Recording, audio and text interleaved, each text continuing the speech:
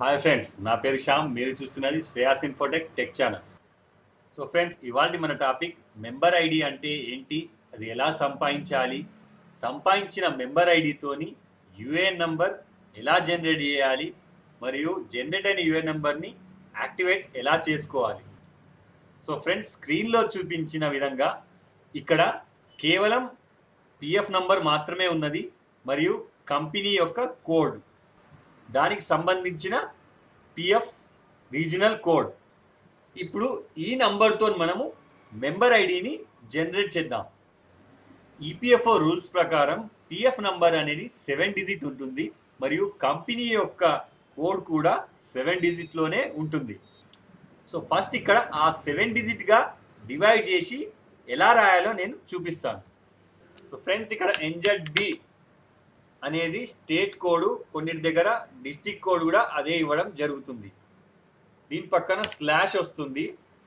ఇక్కడ మీ కంపెనీ యొక్క PF number ఆ పర్టికులర్ స్టేట్లో ఏ రీజియన్ కింద వస్తుందో అక్కడ ఆ రీజియన్ కోడ్ అనేది ఉంటుంది.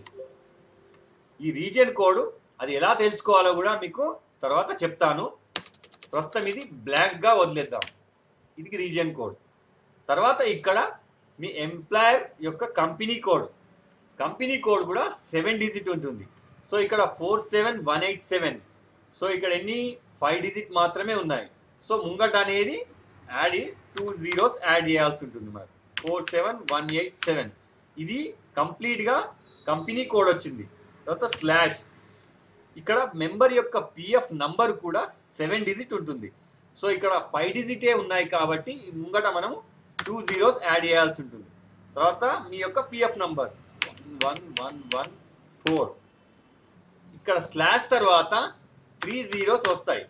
సో ఫ్రెండ్స్, ఇక్కడ 3 zeros దేనికి ఇండికేట్ చేస్తాయంటే, సపోజ్ ఒకే స్టేట్లో ఒక కంపెనీ 2 రీజియన్స్ కింద మేనేజ్ చేయడం జరిగితే ఒక రీజియన్కి 0 అని ఇవ్వడం జరుగుతుంది, ఇంకో రీజియన్కి 0 బదులు ఇక్కడ ఏ అని లేదా బి అని, అలా 3 ఉంటే బి అని, 4 ఉంటే సి అని చెప్పేసి కోడ్ ఇవ్వడం జరుగుతుంది. అందుకనే ఇక్కడ ఈ 3 zeros ఒకవేళ స్టేట్ మొత్తంలో ఒకే కంపెనీ ఒకే రీజియన్లో ఉంటే కనుక ఇక్కడ కేవలం 0 మాత్రమే ఇవ్వడం జరుగుతుంది.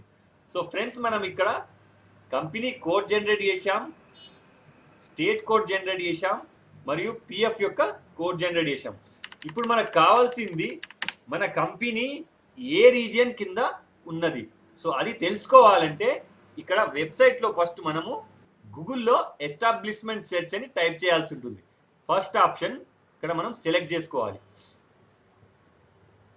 ఇక్కడ మన కంపెనీ యొక్క కోడ్, ఆ కోడ్ ఇక్కడ 7 డిజిట్ ఏదైతే మనం జనరేట్ చేసామో 7 డిజిట్, ఆ 7 డిజిట్ ఇక్కడ ఎంటర్ చేయాల్సి ఉంటుంది. 0047187. ఇక్కడ ఏదన్నా ఒక ఆప్షన్ టైప్ చేస్తే సరిపోతుంది.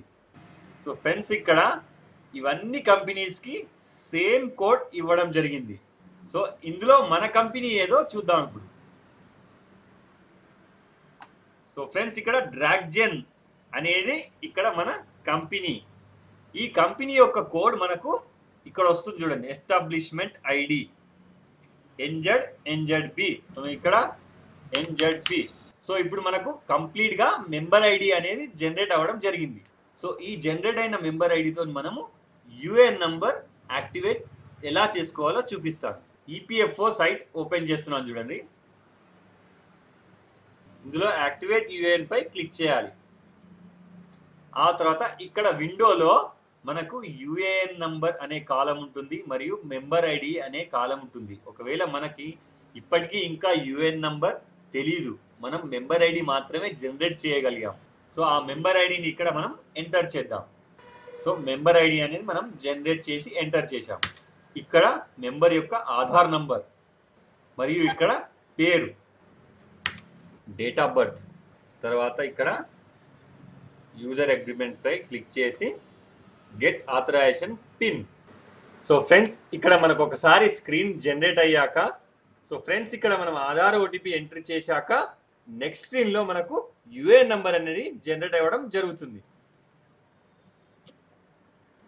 సో ఫ్రెండ్స్, ఇక్కడ మెసేజ్ వచ్చింది చూడండి, your UAN has been successfully activated. So friends, మనం మెంబర్ ఐడితోని జనరేట్ చేసిన యుఏఎన్ నంబర్ మన ఆధార్ రిజిస్టర్ మొబైల్ నంబర్కి రావడం జరుగుతుంది. సో ఫ్రెండ్స్, ఇప్పుడు మీకు ఈ యుఏఎన్ నంబర్తోని లాగిన్ అయి చూపిస్తాను.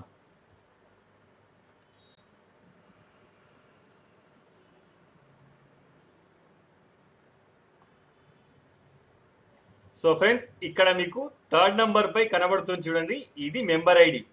సో చూసారా ఫ్రెండ్స్, ఒక పిఎఫ్ నంబర్తోని మెంబర్ ఐడి జనరేట్ చేసి మెంబర్ ఐడితోని యుఏఎన్ నంబర్ తెలుసుకొని మనం యుఏఎన్ పోర్టల్లో సక్సెస్ఫుల్గా లాగిన్ అవ్వడం జరిగింది. సో ఫ్రెండ్స్, ఈ వీడియో మీకు నచ్చింది అనుకుంటాను. నచ్చితే లైక్ చేయండి, షేర్ చేయండి, మరియు సబ్స్క్రైబ్ చేయడం మర్చిపోకండి. ఇలానే మరిన్ని అప్డేట్స్ కోసం నెక్స్ట్ వీడియోలో కలుద్దాం.